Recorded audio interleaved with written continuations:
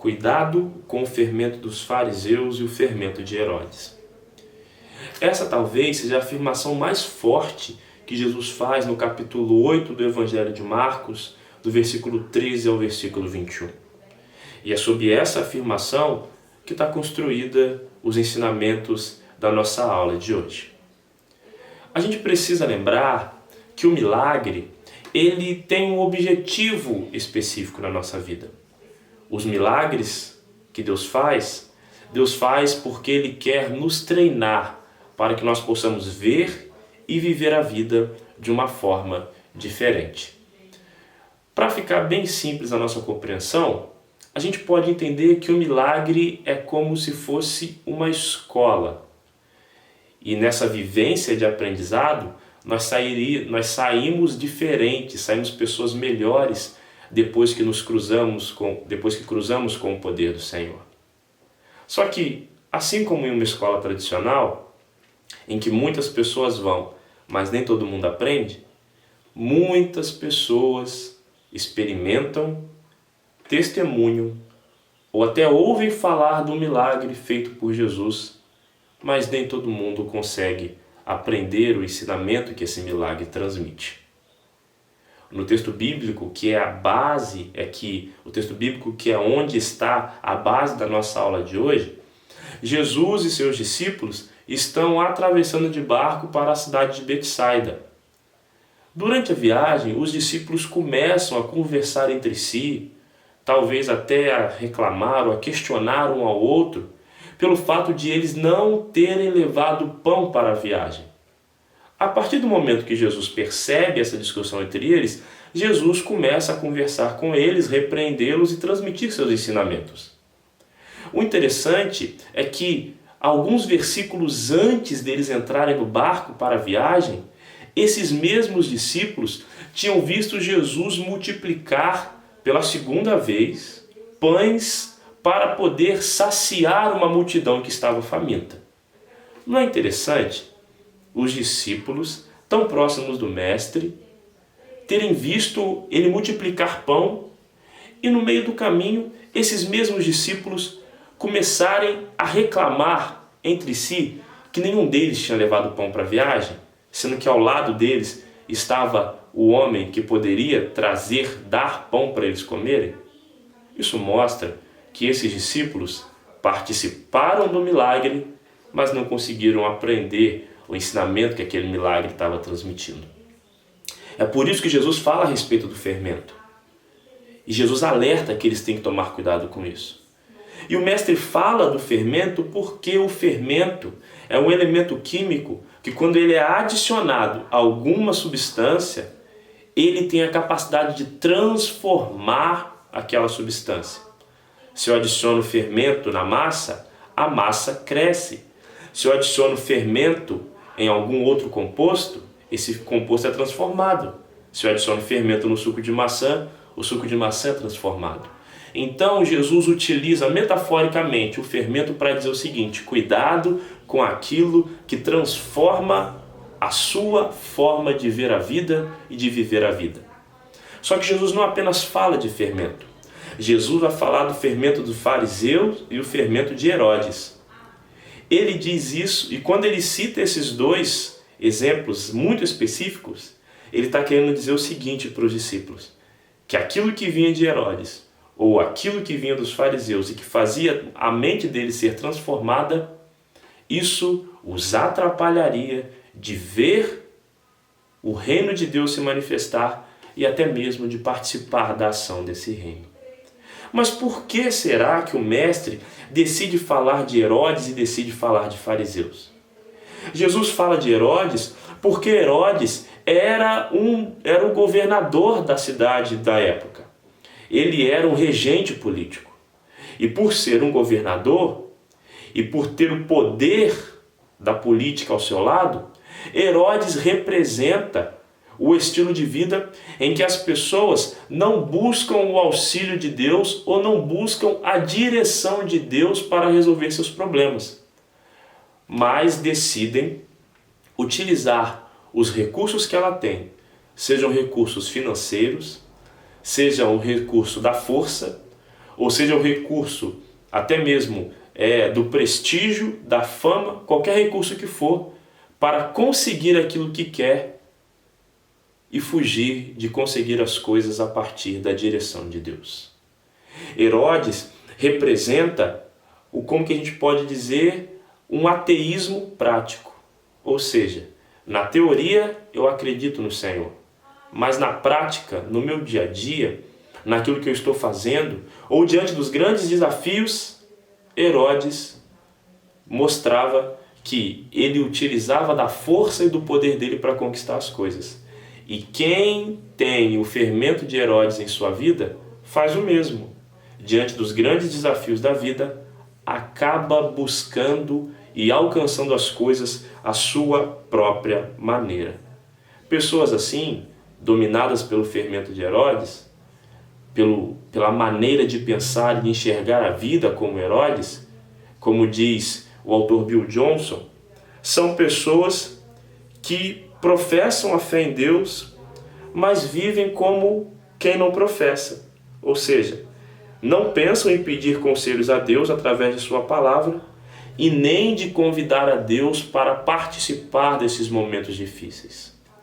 É por isso que Jesus fala com os discípulos: cuidado para que o estilo de vida de Herodes não penetre na sua mente e no seu coração, porque se isso acontecer, você não conseguirá deixar que Deus participe das ações da sua vida. Isso é muito importante para nós, porque a gente às vezes conquista muitas coisas no nosso dia a dia. A gente conquista o emprego, conquista o que queremos dentro de nossas casas, conquistamos mais recurso financeiro, só que essas conquistas são feitas a partir da nossa própria força, da nossa própria inteligência, do nosso próprio dinheiro, da nossa própria brutalidade. Conseguimos as coisas conseguimos as coisas por uma maneira que está distante dos propósitos de Deus.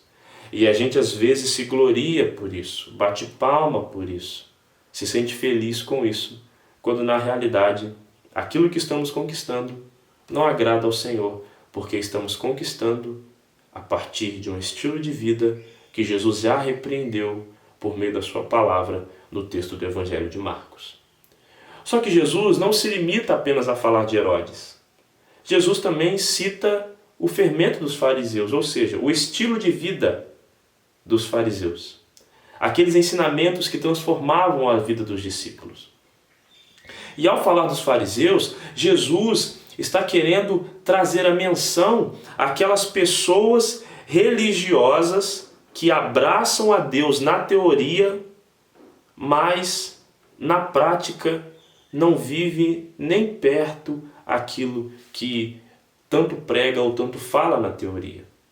Isso é muito importante porque o fermento dos fariseus é um estilo de vida religioso.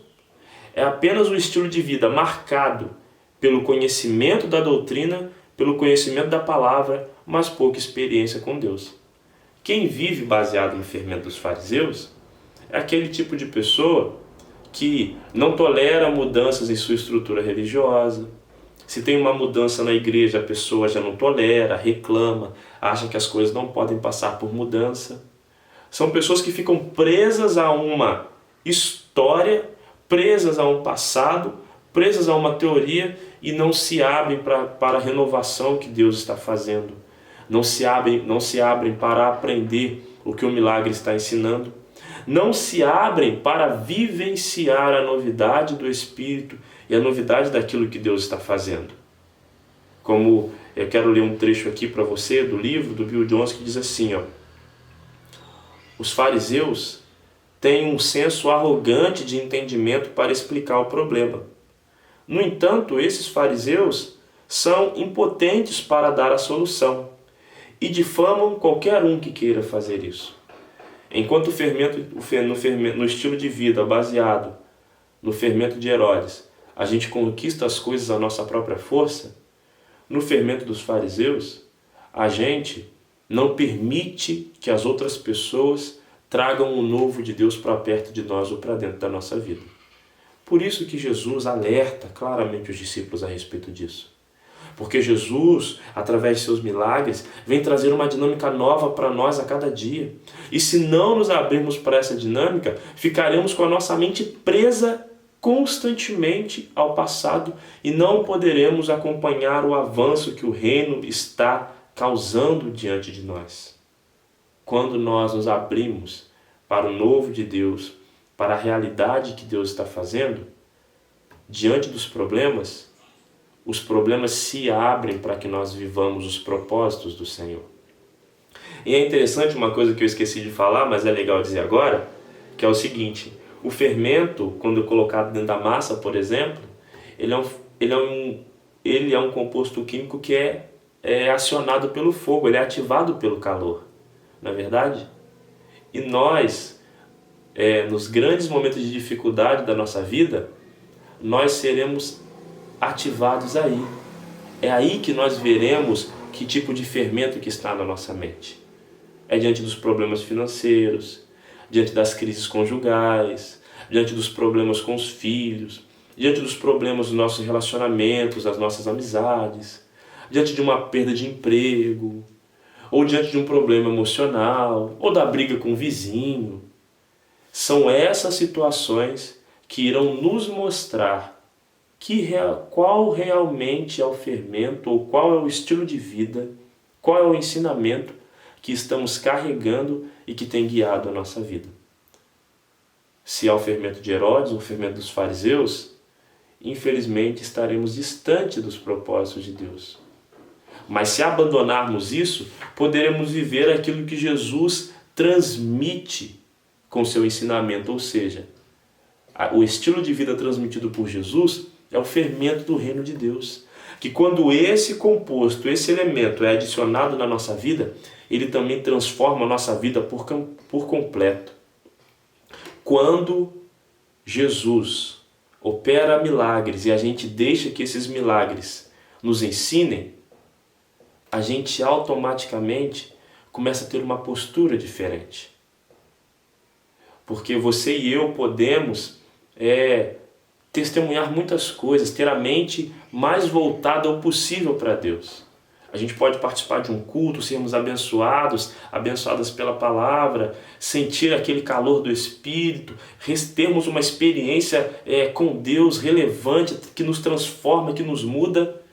Mas assim, quando a gente chega em casa, a gente às vezes pode arranhar o carro na garagem, na hora de guardar o carro, e aí já vai um dinheiro que a gente tem que desembolsar para poder arrumar a pintura do carro. Às vezes é um outro problema, um filho que se machuca, ou a gente se machuca, ou o vizinho está brigando com a gente porque o nosso cachorro late muito.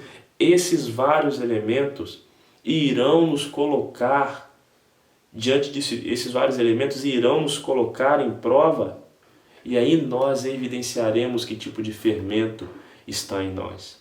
Se o fermento que está em nós for o fermento do reino de Deus, automaticamente nossas atitudes serão diferentes e automaticamente nós poderemos responder de maneira nova.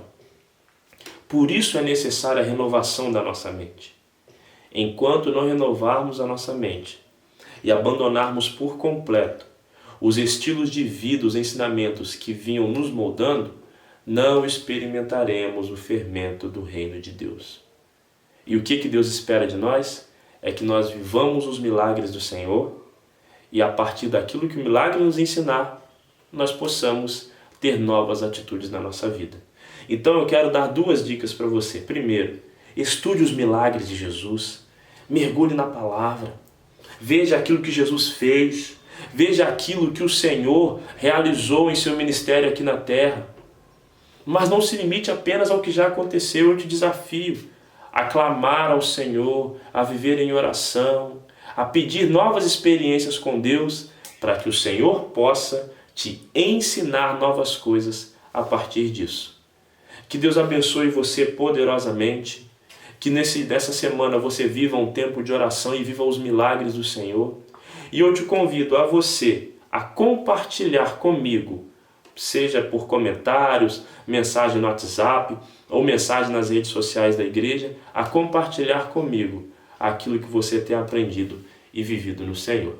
Que Deus te abençoe poderosamente, que você se torne como o próprio autor do livro, o Bill Johnson diz, do livro que nós estamos estudando, O Poder Sobrenatural de uma Mente Transformada, que você se torne um estudioso e uma estudiosa de milagres. Não para aprender a fazer milagre, para sair por aí dizendo que você sabe fazer milagres, não.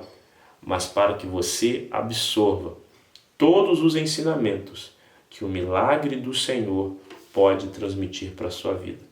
Deus quer te fazer ver e viver a vida de uma forma nova. Então se abra para isso e busque aprender isso no Senhor. Que Deus te abençoe, que sua semana seja abençoada. Continuamos em oração por vocês. Um grande abraço. Até a próxima. Tchau, tchau.